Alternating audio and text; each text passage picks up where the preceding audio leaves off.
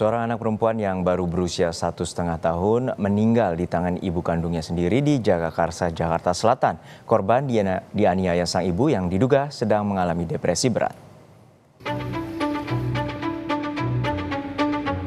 Di kawasan Srengseng Sawah, Jagakarsa, Jakarta Selatan inilah anak berusia 1,5 tahun meninggal dunia dibanting ibu kandungnya hari Minggu kemarin.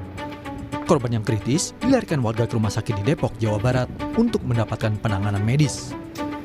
Namun, nyawa putri sematawayang pasangan YN dan MS ini tak tertolong.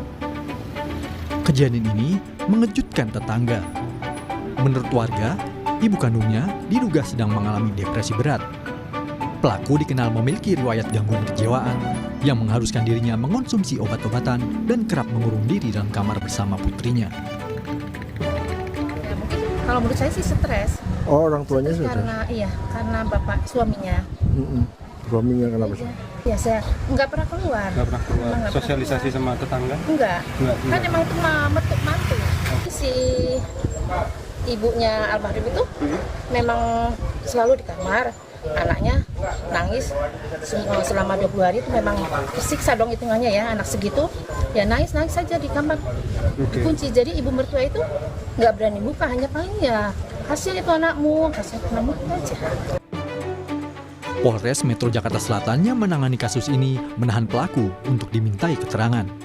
Selain akan menggelar olah tempat kejadian perkara dan meminta keterangan sejumlah saksi, polisi juga akan memeriksa kondisi kejiwaan pelaku.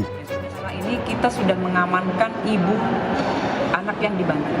Ya, jadi di PPA dari kemarin sudah kita menggali keterangan-keterangan yang dibutuhkan oleh penyidik. Apakah ada konflik? Masih didalami. Semalam masih kita dalami karena memang ibunya sudah kita amankan. Pemakaman anak berusia 1,5 tahun yang meninggal di tangan ibu kandungnya dilakukan di TPU Srengseng Sawah, Jagakarsa, Jakarta Selatan. Proses pemakaman sang anak diwarnai isak tangis keluarga. Ayah korban yang tengah ditahan di rutan Polres Depok diperbolehkan melihat jasad anaknya terakhir kali dengan pengawalan anggota polisi. Paman korban mengatakan kejadian naas ini dipicu depresi berat sang ibu pasca penangkapan suaminya. Terlebih, pelaku mempunyai riwayat gangguan kejiwaan dan selama ini harus mengonsumsi obat yang dibeli sang suami. Kalau ibu ini sebelumnya sudah ada riwayat gangguan. Tiap bulan memang dia harus tebus obat. Di saat pada waktu ada suaminya, memang suaminya rutin tiap bulan tebus obat untuk istrinya. Dia setelah suaminya di Polres, dia stop untuk obatnya. Makanya ya ngeblame langsung. Dan kita juga tidak tahu apa yang harus dibutuhkan obat untuk istrinya ya. Mulai di kamar menyendiri, pintu tidak dibuka, keadaan anaknya pun nangis terus, kita tidak tahu. Sementara itu, saat ini sang ibu masih menjalani pemeriksaan intensif oleh penyidik Unit Perlindungan Perempuan dan Anak Polres Metro Jakarta Selatan. Selama ini, pelaku tinggal bersama mertua, sementara sang suami sudah 1 bulan mendekam di tahanan karena tersandung permasalahan hukum di Polres Depok. Tim Liputan, Kompas TV.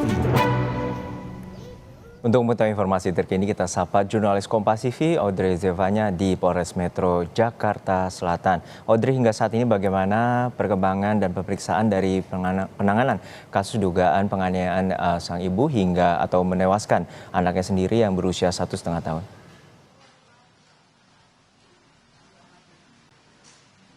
Ya, Juno dan juga saudara, memang saat ini Polres Metro Jakarta Selatan ini masih melakukan pemeriksaan terhadap ibu kandung dari korban atau yang kita ketahui berinisial TY. Kita ketahui memang TY ini diduga memiliki gangguan psikologis sehingga Polres Metro Jakarta Selatan ini membawa TY ke Rumah Sakit Polri Kramat Jati untuk dilakukan pemeriksaan lebih lanjut. Apakah memang TY ini memang memiliki gangguan psikologis. Dan berdasarkan pernyataan dari Kasih Humas Polres Metro Jakarta Selatan, AKP Nurma Dewi, tadi kami juga sudah meminta keterangan dari Nurma sendiri. Saat ini tempat kejadian sudah diamankan oleh pihak kepolisian dan memang sudah dilakukan juga olah TKP terkait kejadian tersebut. Nurma juga menyebut tim penyidik penyidik ini juga saat ini masih mencari saksi-saksi dan juga barang bukti baru yang sekiranya berkaitan dengan kejadian tersebut. Dan memang kita ketahui sebelumnya terdapat 3 orang saksi, yakni ada nenek, paman, dan juga tante dari korban. Namun memang tim penyidik di sini berusaha mencari apakah memang ada saksi lain yang sekiranya bisa dimintai keterangan terkait kejadian yang menimpa seorang balita berumur 1 tahun tersebut. Dan juga berdasarkan pernyataan dari Nurma, ia juga sempat mengungkap bahwa ibu dari korban atau TY ini sudah sempat dimintai keterangan oleh tim penyidik terkait apa yang menjadi motif dia melakukan hal tersebut terhadap anak kandungnya. Tapi memang terdapat kendala, TY ini sulit diajak untuk berkomunikasi, ia bahkan diam saja ketika dimintai keterangan oleh tim penyidik. Sehingga hal inilah yang masih menjadi PR bagi pihak kepolisian untuk mengungkap apa yang sebenarnya menjadi motif TY sendiri melakukan hal tersebut terhadap anak kandungnya. Juno. Ya, untuk saat ini polisi masih memeriksa dari tes psikologis ibu korban atau ibu dari anaknya sendiri. Dan hingga saat ini bagaimana kronologi dan juga proses pada saat terjadi penganiayaan dari keluarga ataupun tetangga terdekat pada saat terjadinya kejadian itu?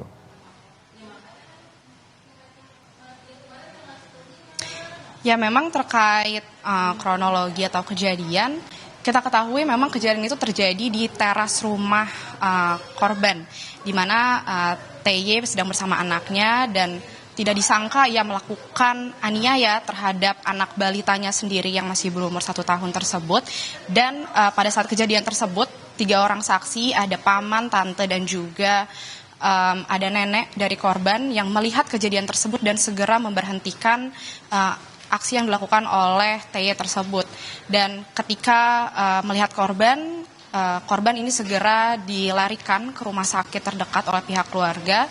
Namun sayangnya memang anak balita tersebut atau yang berinisial AK ini tidak bisa diselamatkan.